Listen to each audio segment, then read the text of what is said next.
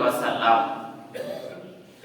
দাওয়াতের অন্যতম মাধ্যম ওয়াজ মাহফিল, এই শিরোনামে আজকে জুমার সংক্ষিপ্ত এবং তথ্যবহুল খুতবা উপস্থাপন করব ইনশাআল্লাহুল আজিজ। ওয়া মা তাওফীকি ইল্লা বিল্লাহ, আলাইহি তাওয়াক্কালতু ওয়া ইলাইহি উনীব। আল্লাহ সুবহানাহু ওয়া তাআলা কর্তৃক মনোনীত এবং চূড়ান্ত যে জীবন বিধান আল ইসলাম, এই ইসলাম ধর্মের প্রসারের জন্য মানুষকে ইসলামের দিকে আহ্বান করতে হয়। আল্লাহর নবী এবং রাসূলগণ আল্লাহর দিকে, আল্লাহর রাস্তায় মানুষকে ডেকেছেন। এটা কিয়ামত পর্যন্ত চলবে। আল্লাহর পথে আহ্বানকারীদের বলা হয় দায়ী, আহ্বানকারী। এই দ্বীন ইসলামের ডাকে যারা সাড়া দেবেন তারা সফল। তো দ্বীন ইসলামের যে দাওয়াত, মানুষকে আল্লাহর পথে আহ্বান, ইসলাম ধর্মের বিধিবিধান মানুষকে জানানো, বোঝানো এবং মানুষকে ইসলামের পথে অটল রাখার জন্য যে জ্ঞানের প্রসার, এটার জন্য এই পৃথিবীতে বহু দায়ী নিয়োজিত।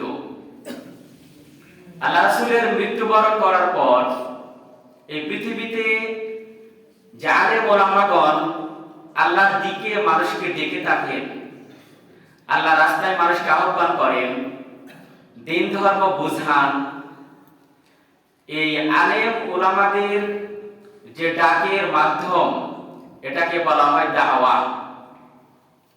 দাওয়াত করা হয়, আহ্বান করা হয়, ডাকা হয়।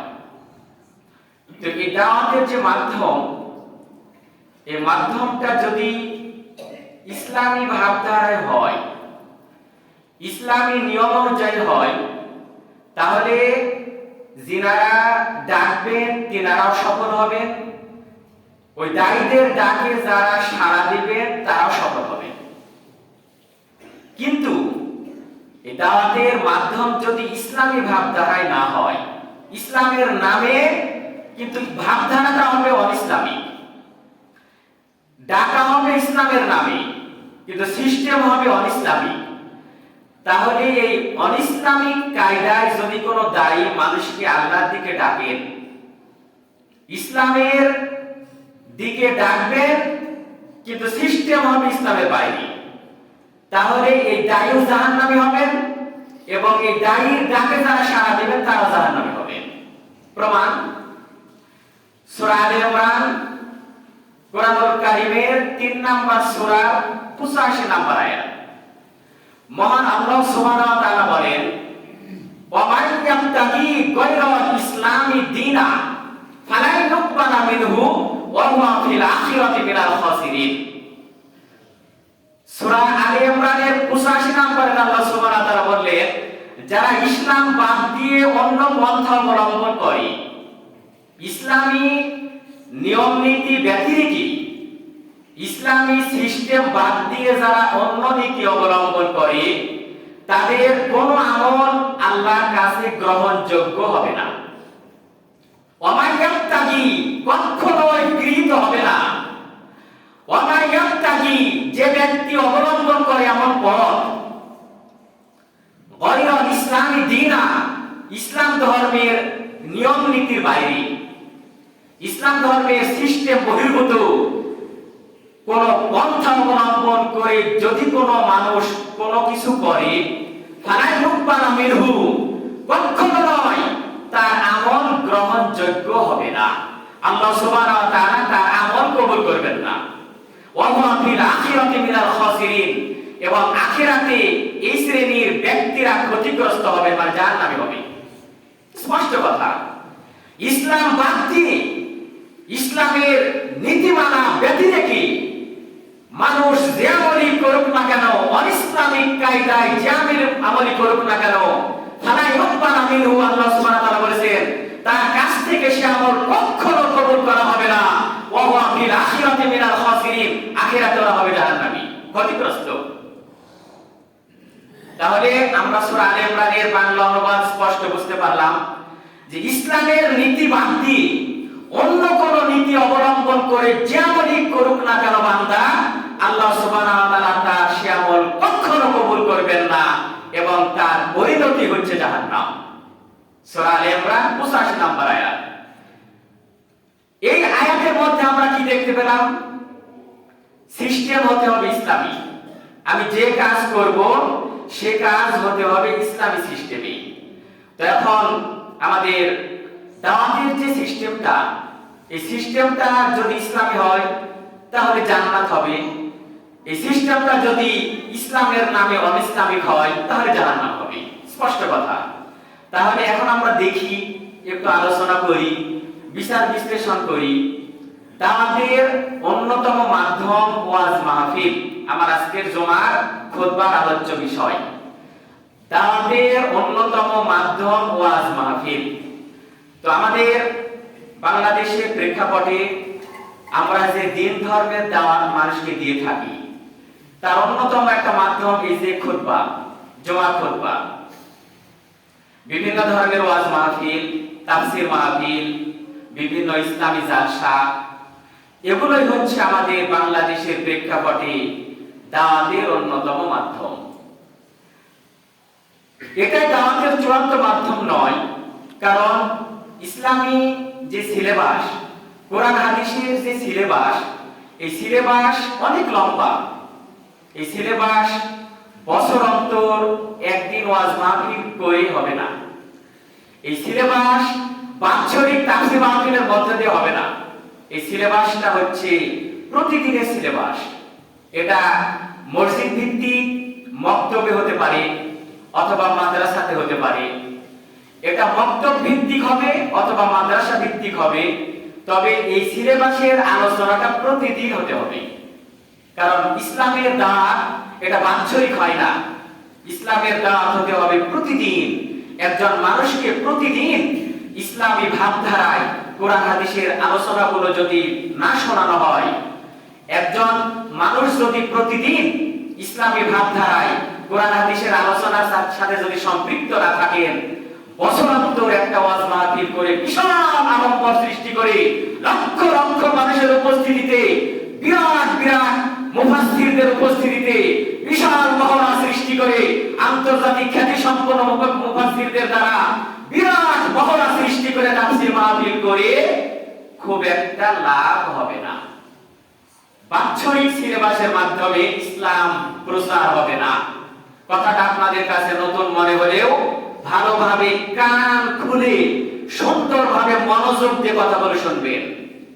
সপ্তাহ অন্তর জুমার দিনে যে বক্তব্য হয়, সাপ্তাহিক খুতবা চাইতে পৃথিবীর জমিনে কোনো শ্রেষ্ঠ কোনো খুতবা নাই। জুমার দিনের খুতবা পৃথিবীর যত রকমের ওয়াজ মাহফিল আছে সবচেয়ে দামি এবং নির্ভরযোগ্য ওয়াজ মাহফিল হচ্ছে এই জুমার দিনের খুতবা। আর এই জুমার দিনের এই খুতবাতে যে বিষয়গুলো আলোচনা হয়, এটা সারা জীবন তাফসীর মাহফিল শুনলে একদিনের জুমার খুতবা সমান হবে না। আমি চ্যালেঞ্জ করে বললাম, আপনি সারা জীবন তাফসীর মাহফিল শুনেন, আপনার জিন্দেগিতে কতটা তাফসীর মাহফিল শুনেছেন? কতটা? না হয় 20-30টা, না হয় 50টা হোক। এই 50টা তাফসীর মাহফিল থেকে আপনি কি অর্জন করেছেন? এটা যদি ভাইবানা হয়, আপনি প্রত্যেকটা প্রশ্ন আটকে যাবেন। এই তাফসীর মাহফিলগুলো থেকে কি অর্জন করেছেন? ওয়াজ মাহফিল থেকে কি অর্জন করলেন? আপনার ইলমের কি পরিবর্তন হলো? আপনার আমলের কি পরিবর্তন হলো? অতএব বাৎসরিক সিলেবাস হিসেবে আমরা যে তাফসীর মাহফিল করি, যে ওয়াজ মাহফিল করি, যে ইসলামী জালসা করি, এটা ইসলামী দাওয়াতের জন্য অন্যতম মাধ্যম নয়, চূড়ান্ত মাধ্যম নয়। এটা একটা সহযোগিতা এবং খুব অল্প জ্ঞান প্রচারের মাধ্যম হতে পারে। দাওয়াতের সহযোগী হিসাবে ইসলামের বিশাল সিলেবাসের সামান্য কিছু একটা নমুনা হতে পারে। দাওয়াতের মাধ্যম হিসেবে বাৎসরিক তাফসীর মাহফিল, ওয়াজ মাহফিল, ইসলামী জালসা খুবই সামান্য একটা সিলেবাস, ব্যাপক সিলেবাস। এটা আমাদের মসজিদ ভিত্তিক, মক্তব ভিত্তিক, মাদ্রাসা ভিত্তিক, প্রতিদিন আলোচনার মাধ্যম দিয়ে ইসলামের দাওয়াত চালু না থাকলে একজন মানুষ কোনোদিন ইসলামের পূর্ণ রূপ দেখতে পাবে না। অতএব ইসলামের দাওয়াতটা হওয়া উচিত ছিল মসজিদ ভিত্তিক, মক্তব ভিত্তিক, এবং এটা মাঝে মাঝে একদিন পর পর হোক বা 2 দিন পর পর হোক, অথবা সপ্তাহ অন্তর হোক, অথবা 15 দিন পর পর হোক, একটা ভালো আলেমেরই, একটা জ্ঞানী গুণী জ্ঞান সম্পন্ন একজন আলেমের উপস্থিতিতে যে কোনো সিস্টেমে তাকে দাওয়াত করে যদি আমরা সাপ্তাহিক অথবা 15 দিন পর পর বা মাসিক করেও যদি আমরা ইসলামের এই আলোচনাগুলো করতাম, তাহলে মুসলিমদের পরিবর্তন হতো, মুসলমানেরা দিন ধর্ম বুঝতো, মুসলমানরা পরকালীন জীবনে সফলতা অর্জন করত। তবে যাই হোক, আমরা যে সিস্টেমে দাওয়াতের কাজগুলো করি না কেন, এই সিস্টেমগুলো আসলে ইসলামী সিস্টেম হচ্ছে কিনা এটা আলোচনার বিষয়। যদি ইসলামী সিস্টেম অনুযায়ী আমাদের দাওয়াতের মাধ্যমগুলো পরিচালিত না হয়, তাহলে অবশ্যই আল্লাহ সুবহানাহু ওয়া তাআলা আমাদের এই দাওয়াতের মাধ্যম কবুল করবেন না এবং আমরা আখিরাতের জীবনে ক্ষতিগ্রস্ত হবই। যাক, আমাদের মসজিদ ভিত্তিক যে খুতবা হয় এতে কোনো সমস্যা নাই, আলহামদুলিল্লাহ। মসজিদে মক্তব ভিত্তিক যে আলোচনাগুলো হয় এগুলো আলহামদুলিল্লাহ ভালো, যথেষ্ট ভালো রূপরেখা, এগুলোতে অনিসলামিক খুব একটা কালচার দেখা যায় না। কিন্তু আমাদের বাংলাদেশের প্রেক্ষাপটে তাফসীর মাহফিল এবং ওয়াজ মাহফিলের নামে বাৎসরিক যে একটা বিশাল আয়োজনের মাধ্যম দিয়ে আমরা বিশাল একটা টাকা পয়সা খরচ করে বিশাল আয়োজনের মাধ্যমে আমরা যে পরিমাণ ইসলামের খেদমত করতে চাই, আমার মনে হয় না যে ইসলামের অত বেশি উপকার হচ্ছে এতে। যে পরিমাণ আয়োজন, যে পরিমাণ অর্থনৈতিক টাকা পয়সা হিসাব নিকাশ করা হয়, একটা বিশাল মাহফিলের আয়োজন করে আন্তর্জাতিক খ্যাতি সম্পন্ন মুফাসসির কেরামদের নিয়ে এসে একবারে সারা রাত্রি মানুষের একবারে আল্লাহর দেওয়া নির্ধারিত যে হক, ঘুমের ব্যাঘাত সৃষ্টি করে, ঘুমের যে একটা হক, এই হক নষ্ট করে সারা রাত্রি তাফসীর মাহফিলের যে সিস্টেম, এটা ইসলামী সিস্টেম নয়। কেন নয় আমি একটু পরে ইনশাআল্লাহ বলছি। একজন মুফাসসির যখন তাফসীর করেন, আমার এই বাস্তব অভিজ্ঞতা আমি দেখেছি, আমাদের বাংলাদেশের প্রেক্ষাপটে আন্তর্জাতিক খ্যাতি সম্পন্ন মুফাসসির যখন এসে তাফসীর করা শুরু করেন, তাফসীরের মোটামুটি কিছু নিয়ম নীতি আছে, শর্ত আছে। একজন মুফাসসির যখন তাফসীর করবেন তখন তাকে কোরআনের আয়াত কেন্দ্রিক হাদিসের অনুবাদ দ্বারা, কোরআনের আয়াতকে হাদিসের ব্যাখ্যা দ্বারা তাফসীর করতে হবে। কিন্তু বাংলাদেশের মাটিতে যে তাফসীরগুলো হয়, কোন একটা তাফসীর ইসলামী ভাবধারা অনুযায়ী তাফসীরের যে নিয়ম নীতিগুলো শর্ত পূরণ করে হয় না। আমাদের তাফসীর মাহফিলের সিস্টেম, মুফাসসির সাহেব প্রথমে ধরেন মাহফিলে উঠে জনগণকে যত রকমের খুশি করার জন্য কথাবার্তা সেগুলো বলবেন বিভিন্ন ধরনের আয়োজনের মাধ্যম দিয়ে, যাক সেটা তার ব্যক্তিগত ব্যাপার। তবে একটা কোরআনের আয়াত সুন্দরভাবে কঠিন একটা সুর দিয়ে মানুষের একবারে মনোমুগ্ধকর একটা সুন্দর একটা সুর টেনে এমন সুন্দরভাবে তেলাওয়াত করবেন, মানুষ একবারে আবেগপ্রবণ হয়ে, আবেগাপ্লুত হয়ে আল্লাহু আকবার আল্লাহু আকবার ধ্বনি দেন। এটা বাস্তব। একটা কোরআনের আয়াত এত সুন্দরভাবে তেলাওয়াত করবেন মুফাসসির সাহেব, মানুষ একবারে আবেগাপ্লুত, মোহিত হয়ে যাবে। এবং আবেগাপ্লুত হয়ে তখন ওই মাহফিলের অধিকাংশ মুসল্লিগণ আবেগপ্রবণ হয়ে আল্লাহু আকবার আল্লাহু আকবার চিৎকার করেন, যেটা টোটালি হারাম। যেখানে কোরআনের আয়াত তেলাওয়াত করা হয় সেখানে কোনো শব্দ হবে না। যেখানে কোরআনের আয়াত তেলাওয়াত করা হয় সেখানে যে কোনো শব্দ উচ্চারণ করা হারাম। প্রমাণ সূরা আরাফের 104 নম্বর আয়াত খুলেন, ওয়াইদা কুরিয়াল কুরআনু ফাসতামিউ ওয়া আনসিতু লাহু লাআল্লাকুম তুরহামুন। মহান আল্লাহ সুবহানাহু ওয়া তাআলা বলছেন সূরা আরাফ 7 নম্বর সূরার 104 নম্বর আয়াতে, ওহে বিশ্বের মানুষেরা তোমরা শোনো, তোমাদের সামনে যখন কুরআনুল কারীম তেলাওয়াত করা হয়, ওয়াইদা কুরিয়াল কুরআনু, যখন তোমাদের কাছে কুরআন তেলাওয়াত করা হয় তখন তোমরা সেটা মনোযোগ সহকারে শোনো। ওয়া ইযা কুরিয়াল কুরআনু ফাসতামিউ, একবার মনোযোগ সহকারে শোনো। ওয়া আনসিতু, এবং তোমরা নিশ্চুপ থাকো, চুপ থাকো, কোনো শব্দ করো না। ওয়া আনসিতু লাআল্লাকুম তুরহামুন, তবেই তোমরা রহমত প্রাপ্ত হবে, তবেই তোমরা আল্লাহর দয়া পাবে। তাফসীর মাহফিলে যদি আমরা তাফসীর মাহফিল শুনতে এসে কোরআনের আয়াতের সুমধুর সুর শুনে যদি আল্লাহু আকবার আল্লাহু আকবার চিৎকার করি, এই আল্লাহু আকবার আল্লাহু আকবার চিৎকার করা আল্লাহর হুকুমের সাথে সাংঘর্ষিক। আল্লাহ যেটা সরাসরি অর্ডার করলেন যে তোমরা মনোযোগ সহকারে শোনো এবং চুপ থাকো, তাহলে আল্লাহ কোরআনের আয়াতের লঙ্ঘন করে তাফসীর মাহফিল থেকে আমরা কি রহমত পাবো? এই জন্য এই সমস্ত তাফসীর মাহফিল থেকে আমরা খুব একটা উপকৃত হচ্ছি বলে আমার রিপোর্টে আমি পাইনি, কারণ আমরা আল্লাহ বিধান লঙ্ঘন করছি। ওয়াসিতু, আল্লাহ সুবহানাহু ওয়া তাআলা বলেছেন তোমরা চুপ থাকো, আর আমরা আল্লাহু আকবার করে চিৎকার করছি, তাহলে নিশ্চয় আমরা কোরআনের আয়াতের সাথে বিরোধিতা করলাম। কোরআনের আয়াতের সাথে বিরোধিতা করে তাফসীর মাহফিল শুনলে সেই তাফসীর মাহফিলে কখনো আল্লাহর রহমত নাযিল হবে না। এখানে আল্লাহ সুবহানাহু ওয়া তাআলা বললেন ওয়াসিতু লাআল্লাকুম তুরহামুন, তোমরা চুপ করে শোনো, মনোযোগ সহকারে শোনো, তবেই তোমরা রহমত পাবে। আমাদের তাফসীর মাহফিলের দৃশ্য হচ্ছে বাদাম খাওয়া, এবার চিল্লাচিল্লি করা, আর রঙ্গরসের কথাবার্তা শুনে হই হট্টগোল আর আমোদ প্রমোদে অধিকাংশ মুসল্লিগণ একবারে ঢেলে ঢেলে পড়ে। আমাদের দেশের তাফসীর মাহফিল হচ্ছে এই রঙের, ওরা বাদাম খাবে আর রঙ্গরসের সব কথাবার্তা শুনবে, সুন্দর সুন্দর একটা তাফসীর। ওই যে একটা কোরআনের আয়াত সুন্দর করে তেলাওয়াত করলো, খুবই কষ্টের বিষয় যে কোরআনের আয়াত একটু বাংলা অনুবাদ করে শোনায় না তাফসীর মাহফিলে মুফাসসিররা। মুফাসসিরগণ একটা কোরআনের আয়াতে যে সুন্দরভাবে বাংলা অনুবাদ করে শোনাবে, এইরকম রিপোর্ট খুবই কম। যেমন আমি সূরা আলে ইমরানের 85 নম্বর আয়াতের বাংলা অনুবাদ আপনাদের একবার সুন্দরভাবে শোনালাম।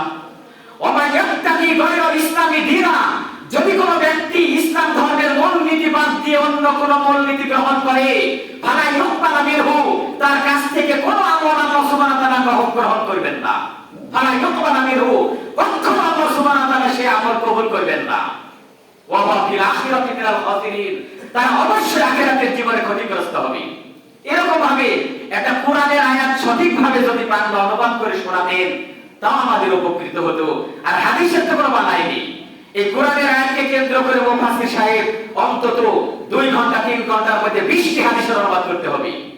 ওই 20টি হাদিস দ্বারা ওই কোরআনের আয়াতের ব্যাখ্যা করে মানুষকে সঠিক পথে দিক নির্দেশনা দিবেন, মানুষকে পরিবার গড়ে তোলার জন্য কঠিনভাবে একবারে কঠিন বক্তব্যে দিক নির্দেশনা দিয়ে মানুষকে ধর্ম বুঝাবেন, মানুষের চেতনা ফিরে যাবে, মানুষের দমন করে যাবে, মানুষ আল্লাহর দিকে ধাবিত হবে। এটাই ছিল তাফসীর মাহফিলের মূল উদ্দেশ্য। কিন্তু আমরা কি পাচ্ছি? এখান থেকে আমরা যতটুকু পাচ্ছি এতটুকু আমাদের কাম্য নয়। আমরা মুফাসসির সাহেবদের কাছ থেকে আর অনেক কিছু আশা করি। মুফাসসির সাহেব 3 ঘন্টা তাফসীর করেন, অধিকাংশ সময় কিচ্ছা কাহিনী, গল্প গুজব, রঙ্গরস, মানুষকে ঠাট্টা তামাশা দিয়ে মানুষকে মজ্জাক করেন। মানুষরা, বাংলাদেশের মানুষ ধর্মের নামে যেটাই পায় সেটা নিয়ে পাগল। বাংলাদেশের মানুষ ধর্মের নামে যেটাই শুনে সেটা নিয়ে পাগল। বাংলাদেশের মানুষ তাফসীর মাহফিল থেকে তাফসীর উপভোগ করে, এনজয় করে, আনন্দ পায়, কিন্তু পারিবারিক জীবনে এই তাফসীর মাহফিলের বাস্তব প্রয়োগ করার জন্য ইসলামী বা কায়দায়, ইসলামী রীতিনীতির জন্য যে দিক নির্দেশনাগুলো প্রয়োজন ছিল, দেখা যায় অনেক তাফসীর মাহফিলে গমনকারী মুসল্লিরা ফজরের সালাত আদায় করেন না, সারা রাত তাফসীর মাহফিল শোনেন। দুঃখের বিষয়, অনেকে ফজরের সালাত না করে ঘুমিয়ে পড়েন। এই রকম দৃশ্যপট নিয়ে যে বাংলার মাটিতে তাফসীর মাহফিল হয়, এই তাফসীর মাহফিল থেকে আমরা যদি সঠিক জিনিস না পাই, তাহলে নিশ্চয়ই আমরা ক্ষতিগ্রস্ত হব। ইসলামী ভাবধারায় আমাদের তাফসীর মাহফিল হোক, এটা আমাদের জোরালো বক্তব্য।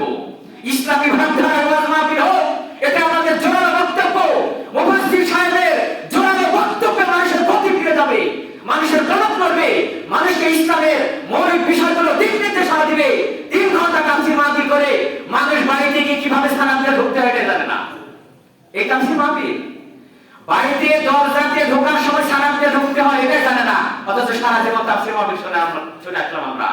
ইসলামের মৌলিক দিক নির্দেশনা দিয়ে মুসলমানদেরকে জাগ্রত করে পারিবারিকভাবে ইসলামের মৌলিক বিষয়গুলো বাস্তবায়নের মাধ্যমে একজন পুরুষ মানুষ তার পরিবারকে জাহান্নামের আগুন থেকে বাঁচানোর জন্য যদি তাফসীর মাহফিল থেকে শিক্ষা গ্রহণ করতে না পারে, তাহলে ওই তাফসীর মাহফিল আমাদের খুব একটা উপকার করছে না, কাজে আসছে না। আমাদের দিক নির্দেশনা পড়ে অভাব। 5 ঘন্টা ওয়াজ শুনলাম, খুব সুন্দর হয়েছে ওয়াজ, দারুণ ওয়াজ হয়েছে, হ্যাপি ওয়াজ হয়েছে। কি ওয়াজ হয়েছে একটু বলতো? ঘোড়ার ডিম। এই হচ্ছে আমাদের বাস্তবতা। আজকের বক্তা যা ওয়াজ করেছে, সীমাহীন ওয়াজ করেছে। আজকের বক্তা দারুণ ওয়াজ করেছে, হ্যাপি ওয়াজ করেছে। কি ওয়াজ শুনলি, কি শিখলি? তখন যখন যদি প্রশ্ন করা হয় আর কিছুই বলতে পারে না। এই দারুণ আর হ্যাপি শব্দের মধ্যে ইসলাম নো। এই রকম তাফসীর মাহফিল থেকে আমরা আমাদের পরিবারকে জাহান্নামের আগুন থেকে বাঁচাতে পারছি না।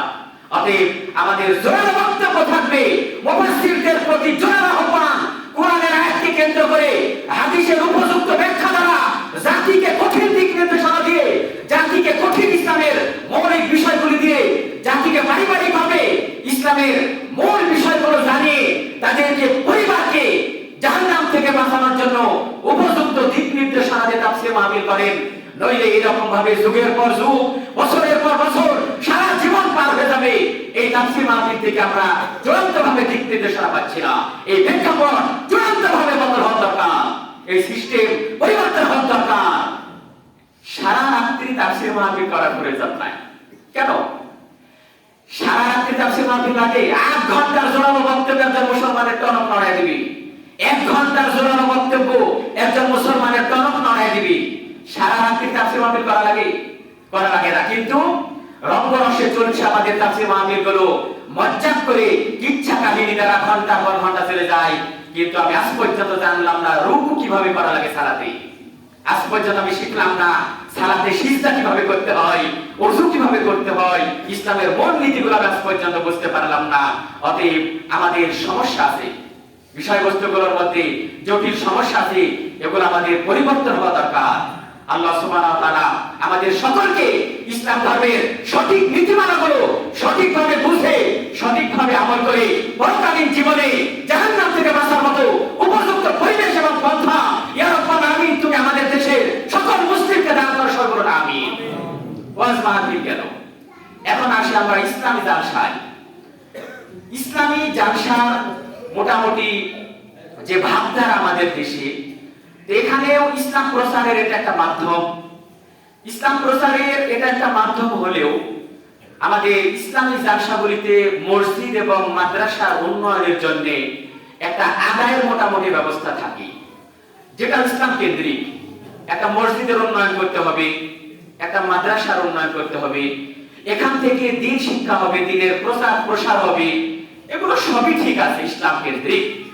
তো ইসলামী জালসায় বক্তারা ওয়াজ করেন, ইসলামী ভাবধারায় তারা মানুষকে বোঝান, মানুষকে দিন ধর্মের দাওয়াত দেন।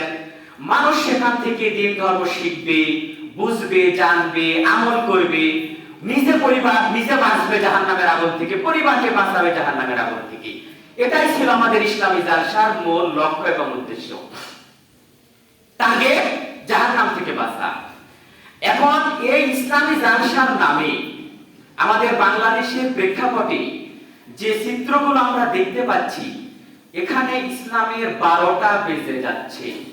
আপনারা বিবেক সম্পন্ন মানুষ, একটু চোখ কান খোলা রেখে একজন মুসলিম হিসেবে বিবেকের মানদণ্ডে নিজেকে বিচার করবেন।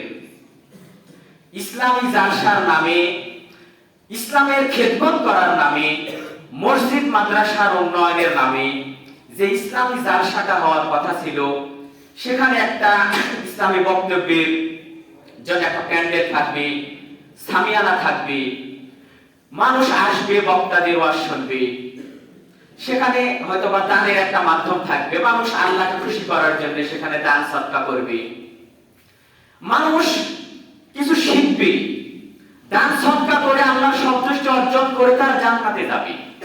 এটাই ছিল ইসলামী জালসার মূল লক্ষ্য এবং উদ্দেশ্য। কিন্তু ইসলামী জালসাকে কেন্দ্র করে ইসলাম বিধ্বংসী যে পরিবেশগুলো আমাদের দেশকে একবারে জাহান্নামের অগ্নিকুণ্ডের মধ্যে নিক্ষিপ্ত করছে, এই বিষয়ে আমরা কি সচেতন হব না? আমরা কি সারা জীবন এভাবে বোকার রাজ্যে বসবাস করব?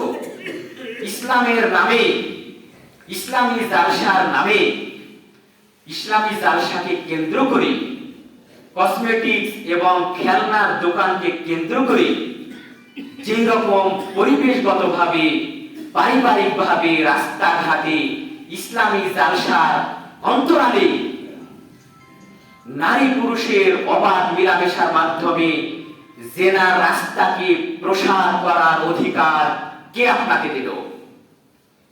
নারী পুরুষের অবাধ মেলামেশা এটা ইসলামে একটু জায়েজ, এরকম ফতোয়া পৃথিবীর কোন মুক্তি দিতে পারবে যে একটু জায়েজ? নারী পুরুষের অবাধ মেলামেশার মাধ্যম দিয়ে জেনার রাজ্য তৈরি করার অধিকার আপনাকে কে দিল? ইসলামী জালসার নামে এইরকম হাজার হাজার নারী পুরুষ, বেগানা নারী পুরুষ রাস্তাঘাটে চলবে। তারা কসমেটিক্স কেনার নামে, খেলনা কেনার নামে, আত্মীয়তার বন্ধন মজবুত করার নামে ইসলামী জালসাকে কেন্দ্র করে হাজার হাজার নারীর অবাধ মেলামেশা, জেনা রাস্তা তৈরি করার অধিকার আপনাকে কোন ইসলাম দিল? এটা বিবেক সম্পন্ন মানুষ হিসেবে আপনার কাছে আমার প্রশ্ন। আপনি একজন মুসলিম, আপনি একজন ইসলাম ধর্মের অনুসারী, বিবেক সম্পন্ন একজন মানুষ, আপনার বিবেকের কাছে আমার প্রশ্ন থাকলো, নারী পুরুষের অবাধ মেলামেশার রাস্তা তৈরি করার অধিকার কোন ইসলাম আপনাকে দিল? এটা ইসলামী জালসা নয়, এটা ইসলাম ধ্বংসের জালসা। যে জালসাকে কেন্দ্র করে আত্মীয়তা বন্ধন মজবুত হবে, জেনা ফ্যাক্টরি তৈরি হবে। এখানে শালী দুলা ভাইয়ের মিলন, আত্মীয়তা বিভিন্ন সূত্র আপনারা ভালো বোঝেন। বাড়িতে বিভিন্ন শ্রেণীর আত্মীয় স্বজন আসবে, এখানে বিভিন্ন মাপের ছেলেমেয়েরা মিশবে। বয়ফ্রেন্ড গার্লফ্রেন্ডের সংস্কৃতি, একে অপরকে বিভিন্ন ধরনের উপহার দিবে, খেলনা সামগ্রী দিবে, চমৎকার চমৎকার জিনিসগুলো উপহার দিবে। রাস্তাঘাটে চলবে তারা বেহায়াপনা হয়ে, বেপরদাপনা হয়ে। নারী পুরুষের এই মিলন মানায় মনে হচ্ছে যে ইসলামী জালসাকে কেন্দ্র করে একটা পাপের বন্যা বয়ে যাচ্ছে, মনে হচ্ছে যে একটা পশুর রাজত্ব। অথচ ইসলামী জালসা, ইসলামী জালসাকে কেন্দ্র করে এইরকম ভাবে জেনার রাস্তা তৈরি করার ক্ষেত্রে যারা সহযোগিতা করবে এরা সবাই জাহান্নামী। আমার এই কথাকে উল্টানোর মতো অধিকার কোন মুসলিমের নেই। ইসলামী জালসাকে কেন্দ্র করে এইরকম ভাবে জেনার রাজত্ব তৈরি করার ক্ষেত্রে যারা সহযোগিতা করবে, আল্লাহ সুবহানাহু ওয়া তাআলা বলেন সূরা মাইদা ৫ নম্বর সূরা ২ নম্বর আয়াত, ওয়া তাআওয়ানু আলাল বিররি ওয়াত তাকওয়া ওয়া লা তাআওয়ানু আলাল ইসমি ওয়াল উদওয়ান। তোমরা পরস্পর পরস্পরকে পুণ্য এবং পরহেজগারিতার কাজে সহযোগিতা করো। ওয়া তাআওয়ানু আলাল বিররি ওয়াত তাকওয়া, তোমরা সৎকর্ম, পুণ্যের কর্ম, নেকির কাজে এবং তাকওয়ার কাজে তোমরা পরস্পর পরস্পরকে সহযোগিতা করো। ওয়া লা তাআওয়ানু আলাল ইসমি ওয়াল উদওয়ান, খবরদার তোমরা পাপ এবং সীমালঙ্ঘনের কাজে একে অপরকে সহযোগিতা করো না। সূরা মাইদা ২ নম্বর আয়াত। উল্টাতে পারবেন? গায়ের জোরে অনেক কিছু বলতে পারবেন, কোরআনের আয়াত উল্টাতে পারবেন কোনদিন? কখনো নয়। ইসলাম ব্যতি রেখে যে কোনো পন্থা অবলম্বন করলে আল্লাহ সুবহানাহু ওয়া তাআলা সেটা কবুল করবেন না, কখনো নয়। ফালা ইউকবালু মিনহু, কখনো তাদের কাছ থেকে সেটা কবুল করা হবে না। ওয়া ফিল আখিরাতি মিনাল খাসিরিন, তারা আখিরাতে একেবারে ক্ষতিগ্রস্ত, ওরা জাহান্নামী। উল্টান দেখি তো এই কথা। কি করে আপনি প্রমাণ করবেন যে এটা ইসলামের বাইরে নয়? কি করে আপনি প্রমাণ করবেন যে এটা ইসলামী ভাবধারা? কি করে আপনি প্রমাণ করবেন যে এটা ইসলাম? যেখানে জেনা রাজত্ব তৈরি হচ্ছে, যেখানে হাজার হাজার নারী পুরুষের অবাধ মেলামেশা রাস্তা তৈরি হচ্ছে, এই সমস্ত জেনা রাস্তা থেকে টাকা পয়সা ইনকাম করে আমাকে ইসলামিক পরিবেশ সৃষ্টি করতে হবে? এই জেনা রাস্তা তৈরি করে দিয়ে আমাকে মসজিদ মাদ্রাসা করতে হবে? এটা কি ইসলাম? এটা ইসলাম নয়। এটা হচ্ছে ইসলামকে ধ্বংসের কারখানা। এটা ইসলাম নয়, এটা হচ্ছে ইসলামকে ধ্বংসের কারখানা। وعن زياد بن هدير رضي الله عنه قال قال لي عمر, জিয়াদ ইবনে হুদায়র রাদিয়াল্লাহু আনহু বলেন, উমর ফারুক রাদিয়াল্লাহু আনহু আমাকে জিজ্ঞেস করছেন একদিন। قال لي عمر, উমর ফারুক রাদিয়াল্লাহু আনহু আমাকে জিজ্ঞেস করছেন, হে জিয়াদ ইবনে হুদায়র, তুমি কি জানো হাল তারিফ মা ইয়াহদিমুল ইসলাম, তুমি কি জানো ইসলামকে কিসে ধ্বংস করবে? ইসলামকে ধ্বংস করবে কে? ভালোভাবে শুনে রাখেন হাদিস। ওমর ফারুক রাদিয়াল্লাহু আনহু জিয়াদ ইবনে হুদাইরকে জিজ্ঞেস করছেন, হে জিয়াদ ইবনে হুদাইর, হাল তা'রিফ মা ইয়াহদিমুল ইসলাম, তুমি কি জানো ইসলামকে কে ধ্বংস করবে? বলতু লা, আমি বললাম না হে আমিরুল মুমিনিন, আমি জানি না ইসলামকে কে ধ্বংস করবে। ক্বালা, ওমর ফারুক রাদিয়াল্লাহু আনহু বলেন, ইয়াহদিমুহু জাল্লাহুল আলিম, পদস্খলন প্রাপ্ত চরিত্রহীন এক শ্রেণীর আলেমরা ইসলামকে ধ্বংস করবে। নাউজুবিল্লাহ বলেন। পদস্খলন প্রাপ্ত, হক থেকে দূরে সরে যাওয়া, হারাম হারামের যারা পার্থক্য বোঝে না, হারামকে হারামের সাথে যারা মিশায়, হারামকে হারামের সাথে মিশায়, মধুর গ্লাসে যারা মদের এক চামচ মদ ঢেলে দিয়ে খাওয়াকে যারা বৈধ মনে করে, এক গ্লাস মধুর মধ্যে এক চামচ মদ ঢেলে দিয়ে খায় তো ভালো হবে না? কি মনে হয় হতে পারে? একটু বিবেক দিয়ে প্রশ্ন করবেন, যদি এক গ্লাস মধুর মধ্যে এক চামচ মদ ঢেলে দিয়ে যদি ওই গ্লাসের মধু যদি আমরা হারাম প্রমাণ করতে না পারি, যে ইসলামী জালসাকে কেন্দ্র করে হাজার হাজার নারী পুরুষের মেলামেশার পথ সৃষ্টি করছি আমরা, জেনা ফ্যাক্টরি তৈরি করছি আমরা, সেখান থেকে ইনকাম সোর্স নিয়ে একটু ইসলামী জালসা চালালে সেটা হালাল হয় না? কি মনে হয়? বিবেক সম্পন্ন মানুষ হিসেবে একটু ভাবুন, নিজেকে প্রশ্ন করেন, আসলে কি ইসলামী জালসার নামে ইসলামের কি আমরা ক্ষতি করছি না উপকার করছি? ওমর ফারুক রাদিয়াল্লাহু আনহু বললেন, হে জিয়াদ ইবনে হুদাইর, তুমি শুনে রাখো, ইসলাম ধ্বংস করবে এক শ্রেণীর আলেম, এক শ্রেণীর আলেম দ্বারা ইসলাম ধ্বংসপ্রাপ্ত হবে। এটা হচ্ছে একটা হাদিস। এই হাদিসটি করে নড়াবে, এক শ্রেণীর আলেমদের কারণে ইসলাম ধ্বংস হবে। ইয়াহদিমুল ইসলাম জিল্লাহুল আলেম, এক শ্রেণীর মানে পদস্খলন প্রাপ্ত, এক শ্রেণীর হক মিথ্যা যারা একাকার করে দিবে, যারা হক বুঝবে না, যারা হকের সাথে বাতিলের মিশ্রণ ঘটাবে, হকপন্থী নয় বাতিলপন্থী, যারা সত্য থেকে দূরে সরে যাবে, এরাই ইসলামকে ধ্বংস করবে। এরা হচ্ছে কে?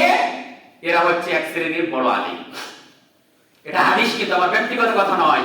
ওমর ফারুক রাদিয়াল্লাহু আনহুর মুখ থেকে যে কথাটি বের হলো, এক শ্রেণীর আলেমরা ইসলামকে ধ্বংস করবে, বাস আপনি আমার বিচার করেন। আল্লাহ রাসূল বলেন, সাওবান রাদিয়াল্লাহু আনহু থেকে বর্ণিত, আল্লাহ রাসূল বলেন, আইম্মাতুল মুযিল্লিন ওয়া ইন্না মিম্মা আতাখাফু আলা উম্মতি, আমার উম্মতের মধ্যে আমি সবচেয়ে যাদের জন্য বেশি ভয় করি, ওয়া ইন্না মিম্মা আতাখাফু, আল্লাহ রাসূল বলেন আমি সবচেয়ে বেশি ভয় করি আলা উম্মতি, আমার উম্মতের মধ্যে হতে আমি সবচেয়ে যাদেরকে বেশি ভয় করি, যাদের ব্যাপারে আমি সবচেয়ে বেশি শঙ্কিত, যাদের ব্যাপারে আমি সবচেয়ে বেশি ভীত সন্ত্রস্ত, শোনেন তারা, ওয়া ইন্না মিম্মা আতাখাফু আলা উম্মতি আইম্মাতুল মুযিল্লিন, ভ্রান্ত আলেম, পদস্খলন প্রাপ্ত আলেম, হক বাতিলের মিশ্রণ সৃষ্টিকারী আলেম, যারা হককে বাতিল থেকে আলাদা করতে পারে না, এই শ্রেণীর আলেমদেরকে আল্লাহ রাসূল সবচেয়ে বেশি ভয় করেছেন। আর এদের দ্বারা ইসলাম ধর্ম সবচেয়ে বেশি ক্ষতিগ্রস্ত হবে। হাদিস তো ব্যক্তিগত কথা নয় আমার, উল্টাতে পারবেন জিন্দেগিতে। মুহাম্মদ সাল্লাল্লাহু আলাইহি ওয়াসাল্লামের কথা কি করে উল্টাবেন? মুহাম্মদ সাল্লাল্লাহু আলাইহি ওয়াসাল্লাম বলেন, মুসলিম এসেছে, আবু হুরায়রা রাদিয়াল্লাহু থেকে বর্ণিত, আল্লাহ রাসূল বলেন, ইন্নাল্লাহা তাইয়্যিবুন লা ইয়াকবালু ইল্লা তাইয়্যিবান, মুসলিমে এসেছে এই হাদিসটি, নিশ্চয় আল্লাহ পবিত্র, ইন্নাল্লাহা তাইয়্যিবুন, নিশ্চয় আল্লাহ পবিত্র, লা ইয়াকবালু ইল্লা তাইয়্যিবান, তিনি পবিত্র ছাড়া কোনো কিছু কবুল করেন না। এক গ্লাস মধুর মধ্যে সরিষার দানা সম পরিমাণ যদি মদ ঢুকে দেওয়া হয়, ওটা আল্লাহ কবুল করবেন না। আমার আপনার কাছে হয়তোবা কোনোভাবে হয়তোবা জায়েজ হতে পারে, আমি আপনি হয়তোবা গায়ে সেটা সময় করে দিলাম, কিন্তু আল্লাহ কি নেবেন? আল্লাহ তো আমার আপনার মতো অপবিত্র নয়। ইন্নাল্লাহা তাইয়্যিবুন, নিশ্চয় আল্লাহ পবিত্র, লা ইয়াকবালু ইল্লা তাইয়্যিবান, তিনি পবিত্র ছাড়া কোনো কিছু কবুল করেন না। ইসলামী জালসার নামে যে বাজারগুলো আমরা দেখছি, এগুলো কি পবিত্র মনে হয়? নারী পুরুষের অবাধ মেলামেশা কি পবিত্র? নারী পুরুষের অবাধ মেলামেশার পথ সৃষ্টি করে আমরা যে ইনকাম সোর্স তৈরি করেছি, এটা পবিত্র? নারী পুরুষের জেনা রাস্তা তৈরি করে দিয়ে আমরা যে ইসলামের সেবা করছি, এটা কি পবিত্র? এটা আল্লাহ কবুল করবে না? কখনো নয়। আল্লাহ সুবহানাহু ওয়া তাআলা পবিত্র, ইন্নাল্লাহা তাইয়্যিবুন লা